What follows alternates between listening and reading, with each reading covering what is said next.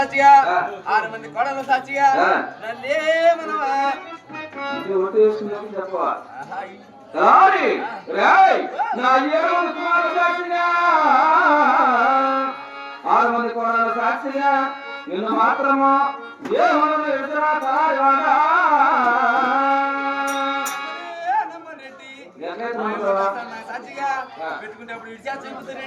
నా భార్య దశరాజు సాక్షిగా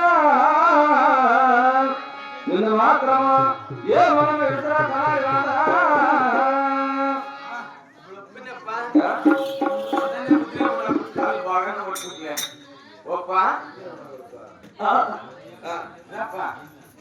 అక్కడ జరిగింది కరెక్ట్ చెప్పమ్మా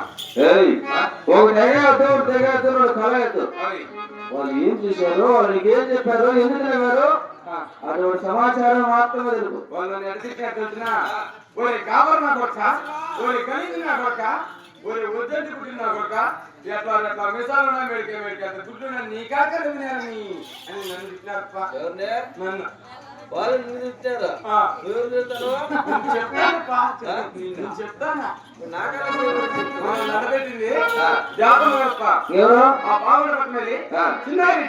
చిన్నారెడ్డి భార్య కొండమ్మ గారు కొండమ్మ కూతురు చిన్నమ్మ ఊరు మెనం వస్తా అంటే మన ఇద్దరం చేరి ఆ రంగం పెట్టిన పెట్టి మన దళపతి దేవుడు కాదా ఆడదా సారీ శివా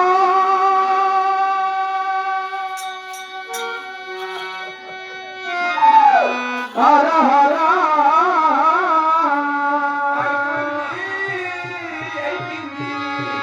ఏదైనా హరి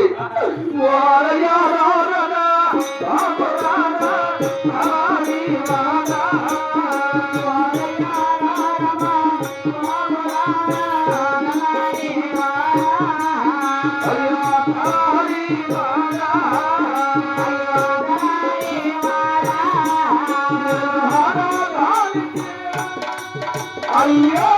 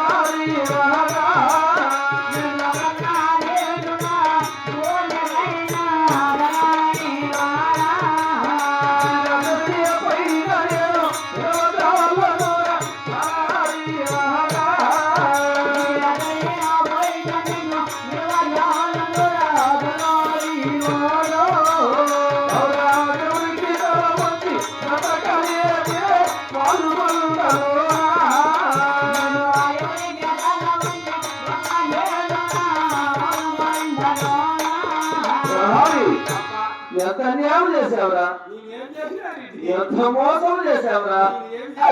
నీ మాట విని ఎక్కడ వేరు వచ్చి 3 దేశాలు తిరిగి కడికి ఈ పాతిష్ట పావులకు వచ్చి భర్త పురుగులు కట్టిన వీధిలో ఒక ఆధారం చూసి దేవతను భావించి కాయి కొట్టి కర్పూరం అర్పించి జన ప్రమాణం చేశాం, అవమానపడ్డాం, నవ్వులు పాలయ్యాం. ఈ భూమి పైన బ్రతకలేదా ఆకర్షణ వస్తుంటారా? మాది పోకరాటు కులం, అవును. మాది పెద్ద కులం. పెద్దదే. మా పోకరాటు కులంలో అవమానపడుతున్నాను అన్న ఒకటి గెత్తలమే అవసరంగా గుణాలు పేర్కొని భార్య దర్శనాన్ని మనం చూసిన తర్వాత ఆలోచన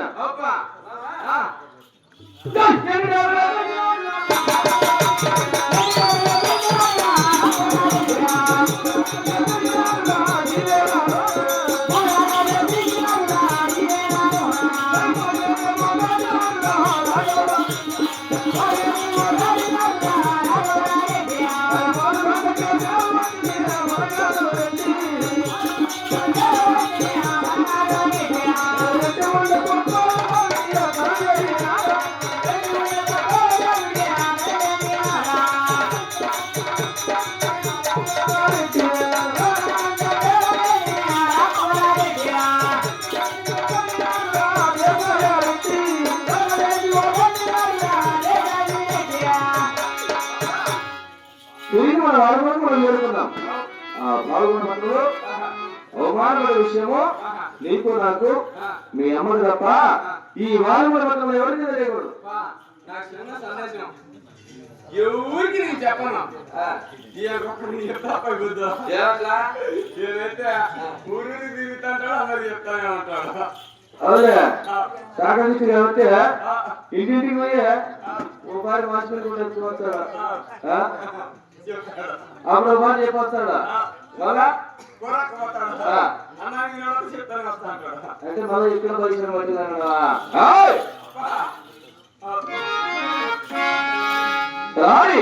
మీ అమ్మనాథాలకి వెళ్ళి జరిగిన సమాచారం చెప్పి తొందరగా మీ అమ్మాయి చేరుకున్నప్పుడు